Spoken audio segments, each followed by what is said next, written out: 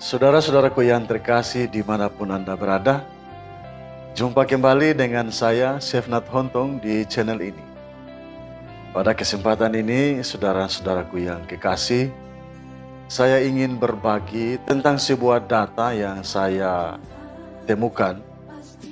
Dan data ini berkaitan dengan sebuah pertanyaan yang saya temukan ketika melakukan tugas di wilayah pelayanan gereja Masehi Injili di Halmahera dalam kegiatan pembinaan anggota Majelis Jemaat Gereja Masehi Injili di Halmahera untuk periode 2022-2027. Nah, pertanyaan itu sangat menarik untuk kita tanggapi dan respon secara teologis, secara alkitabiah, bahkan secara historis.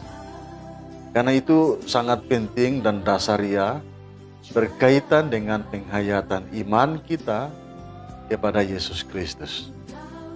Nah, teman-teman dan saudaraku, pertanyaan itu adalah apakah betul Yesus lahir pada tanggal 25 Desember?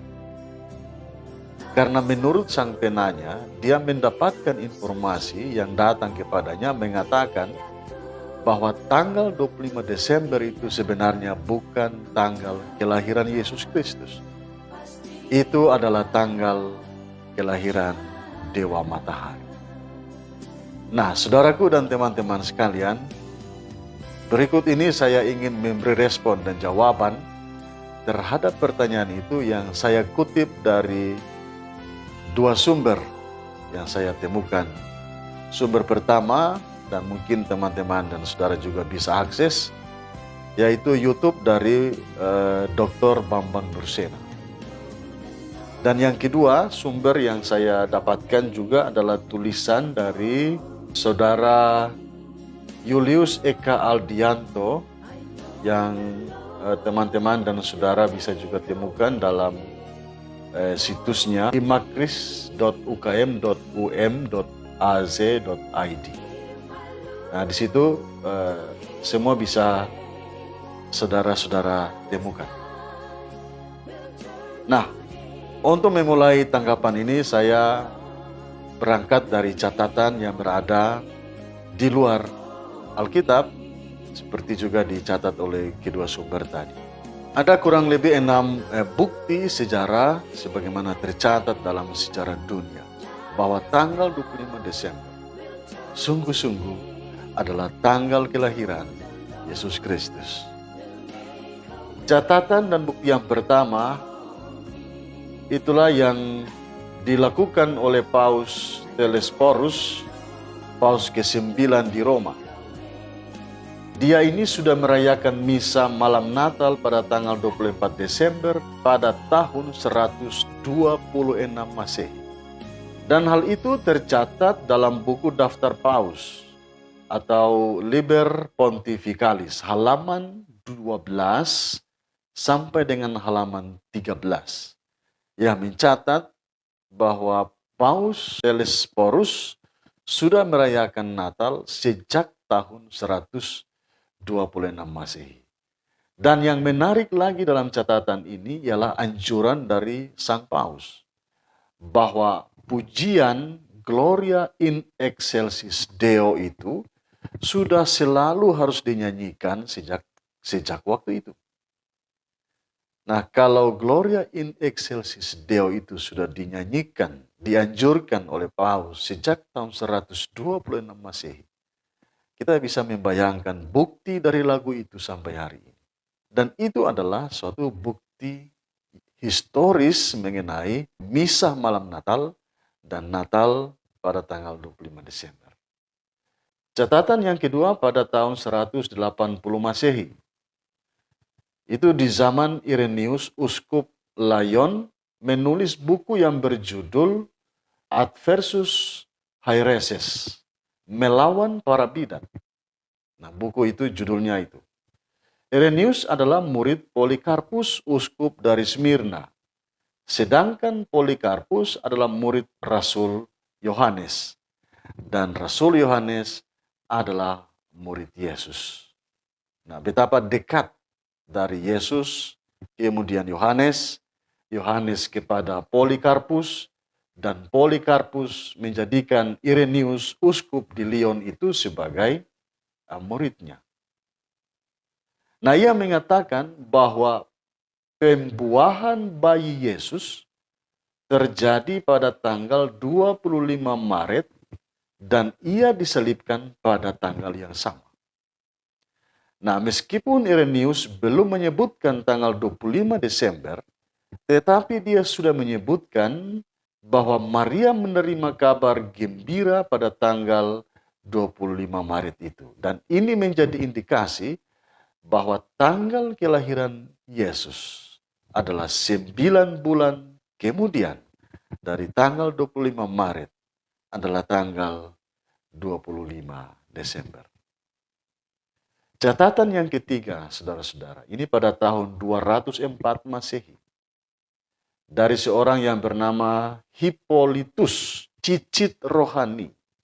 Jadi ini generasi ketiga dari Rasul Yohanes. Dia menulis dalam bukunya yang berjudul Commentary on Daniel, mengatakan secara eksplisit bahwa Kristus lahir pada tanggal 25 Desember dengan pernyataan Kristus lahir 8 hari sebelum Januari. Nah, 8 hari sebelum Januari tentu adalah tanggal 25 Desember. Nah, bagian dari tulisan Hippolytus ini sekarang sudah diterjemahkan dalam bahasa Indonesia. Dan saya perlihatkan kepada saudara dan teman-teman sekalian terjemahan itu.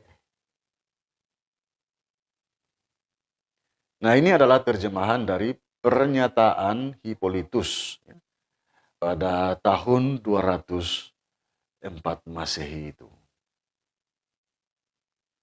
Catatan yang keempat ini pada seorang yang bernama Sextus Julius Africanus yang hidup di antara tahun 160 sampai dengan 240 Masehi. Dia menulis dalam bukunya yang berjudul Kronografi, mengatakan bahwa Sang Firman Allah menjelma menjadi manusia pada tanggal 25 Maret. Nah, ini catatan-catatan yang saling mendukung. Dan catatan dari Sextus Julius Africanus ini bisa saudara dan teman lihat dalam The Oxford Dictionary of Late Antiquity. Bisa dicari di situ. Catatan yang kelima ini dari seorang Theophilus dari Antioquia yang hidup di antara tahun 171 sampai 183 Masehi. Theophilus dari Antioquia ini adalah bapa gereja dari garis Rasul Petrus, sebagaimana yang disebutkan dalam Kisah Rasul 11 ayat 26. Dia mengatakan, kita harus merayakan hari kelahiran Yesus itu setiap tanggal 25 Desember.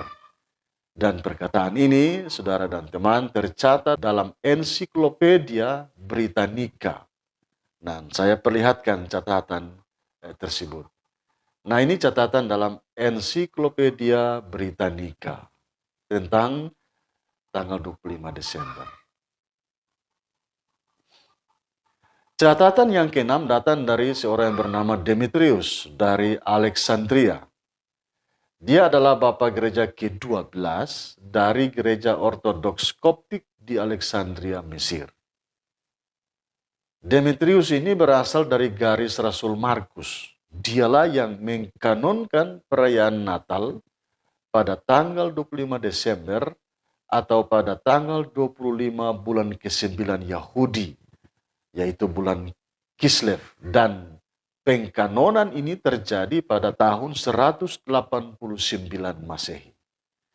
Nah, berikut ini adalah pernyataan Demetrius dalam Didaskalia Apostolorum yang sudah diterjemahkan dalam bahasa Arab.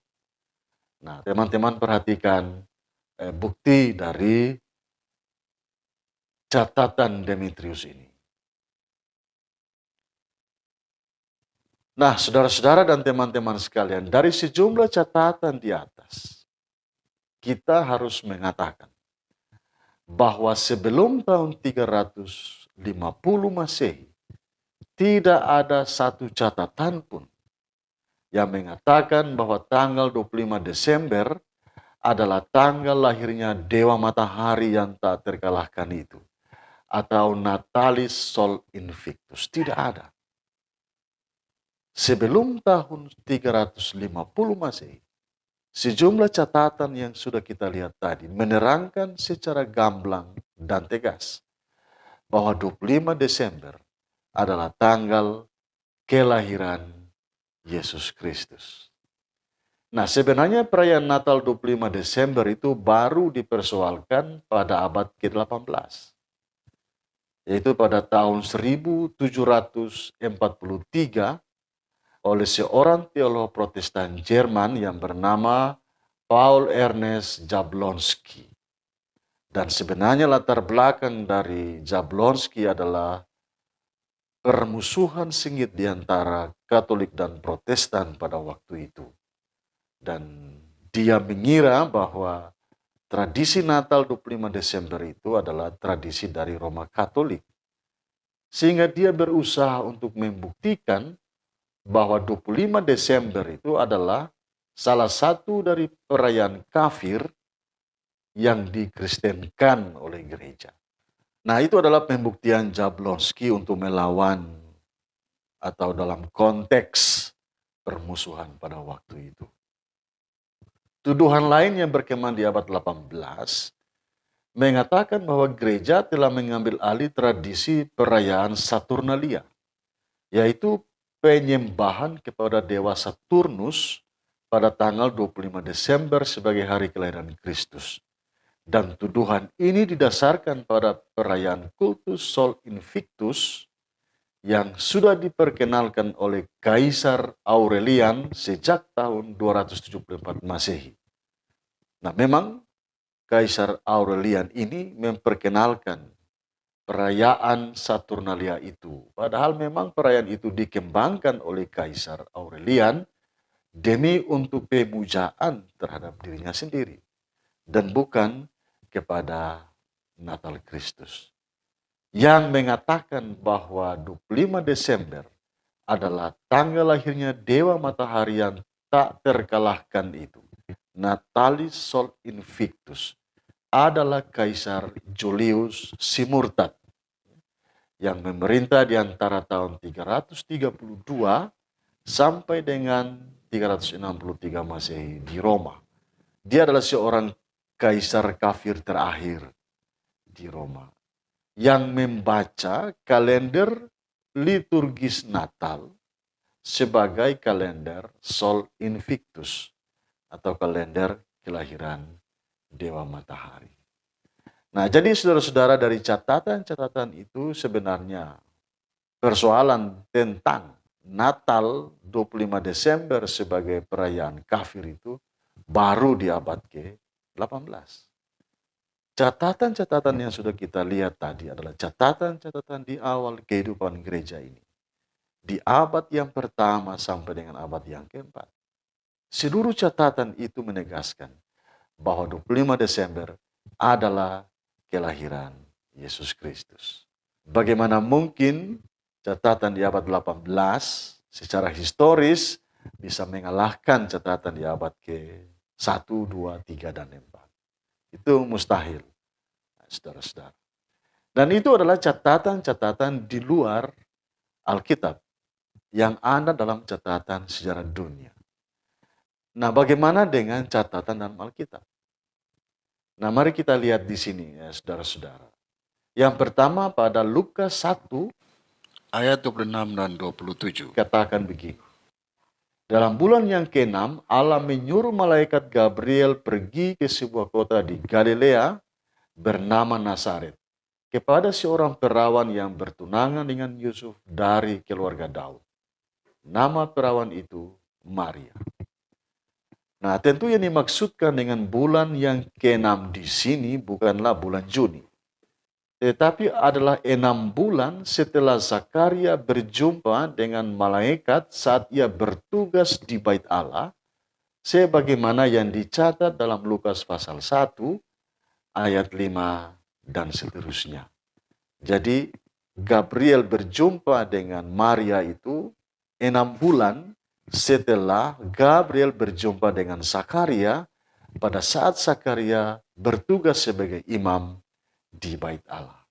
Nah, pertanyaan kita di sini yang penting adalah kapan Zakaria melakukan tugas sebagai imam itu? Kalau kita bisa mengetahui kapan waktu Zakaria melakukan tugasnya sebagai seorang imam di Bait Allah, kita bisa menentukan bahwa 6 bulan kemudian malaikat yang berjumpa dengan Zakaria itu berjumpa dengan Maria, kita juga bisa menentukan kapan waktunya.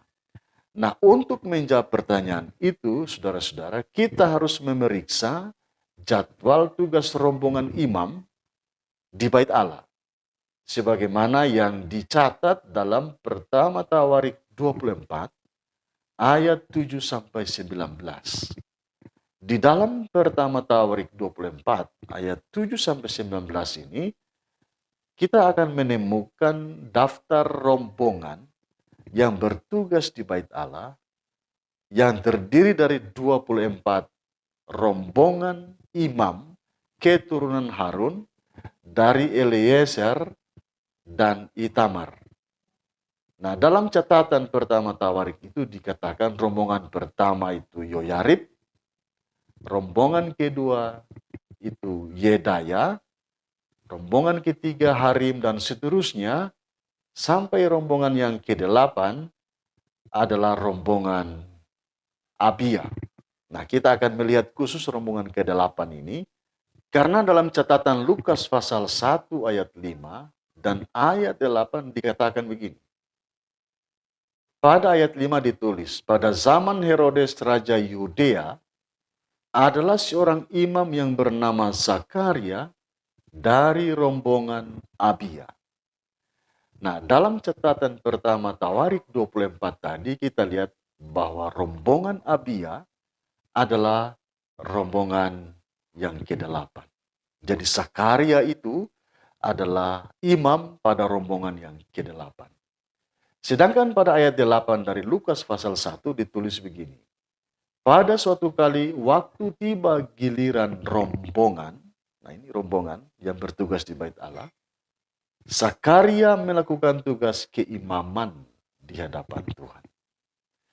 Nah, itu berarti bahwa Zakaria termasuk pada rombongan Abia atau rombongan ke-8 dalam menjalankan tugas sebagai imam di Bait Allah. Tetapi sampai di sini kita belum bisa menentukan kapan Zakaria menjalankan tugas sebagai imam. Zakaria yang adalah rombongan Abia, rombongan ke-8 itu menjalankan tugasnya sebagai imam. Nah, untuk memeriksa hal ini kita perlu melihat 2 catatan sejarah di luar Alkitab tentang kondisi Bait Allah. Bahkan sampai pada kondisi hancurnya Bait Allah. Catatan yang pertama ditulis pada tahun 90 Masehi oleh Flavius Josephus, seorang ahli sejarah Yahudi. Dikatakan oleh Flavius Josephus bahwa Bait Allah itu dihancurkan pada tahun 70 Masehi, tepatnya pada tanggal 9 bulan Ab. Nah, tanggal 9 bulan Ab itu sejajar dengan tanggal 5 bulan Agustus tahun 70 Masehi. Dan ini dikatakan oleh Flavius pada tahun 90 Masehi. 20 tahun berikutnya dari peristiwa kehancuran itu. Itu catatan yang pertama. Catatan yang kedua dalam buku yang berjudul Megillah Ta'anet. Buku ini ditulis tahun 160 Masehi. Buku ini mencatat bahwa hancurnya Bait Allah pada saat jelang senja tanggal 9 bulan Ab atau tanggal 5 Agustus pada tahun 70 itu, dan pada waktu itu yang membakar ukupan adalah rombongan Yoyarib.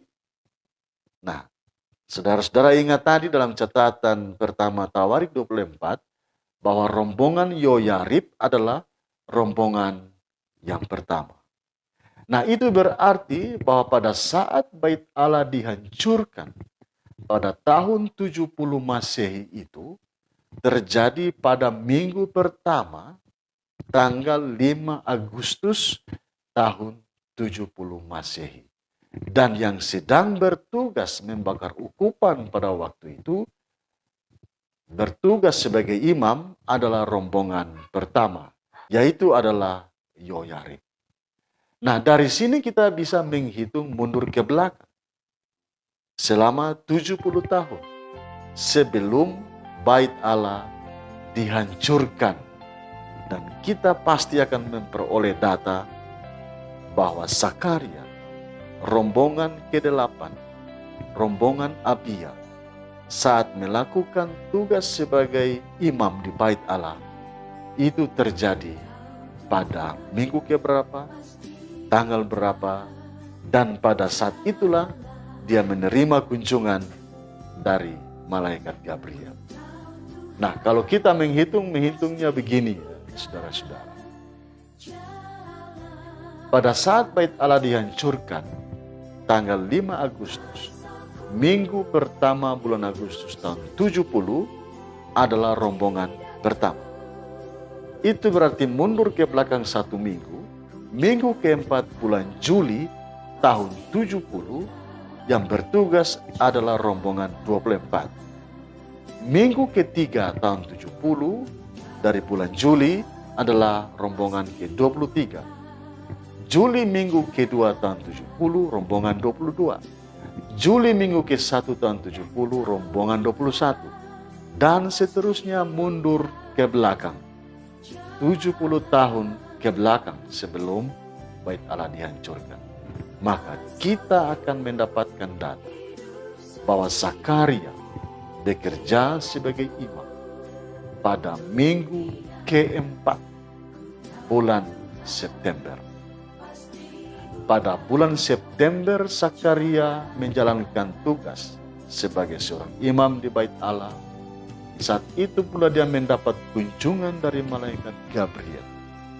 6 bulan kemudian, dari bulan September, Gabriel berjumpa dengan Maria yang mengabarkan kabar sukacita itu.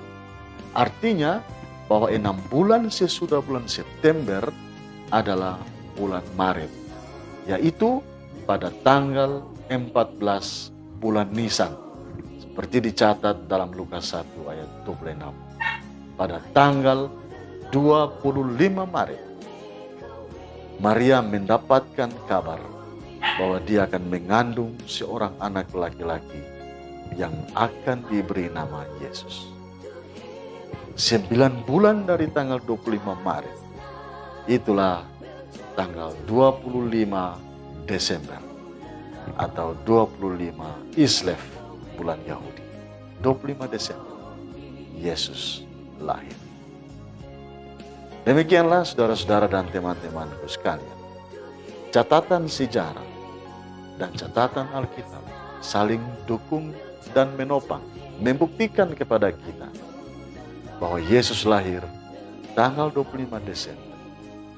Dan itu bukan tanggal lahirnya Dewa Matahari. Dan itu bagi orang semua jangan lagi dibingungkan oleh pengajaran-pengajaran yang mengatakan sesuatu yang berbeda dengan bukti-bukti sejarah dan bukti-bukti dalam Alkitab.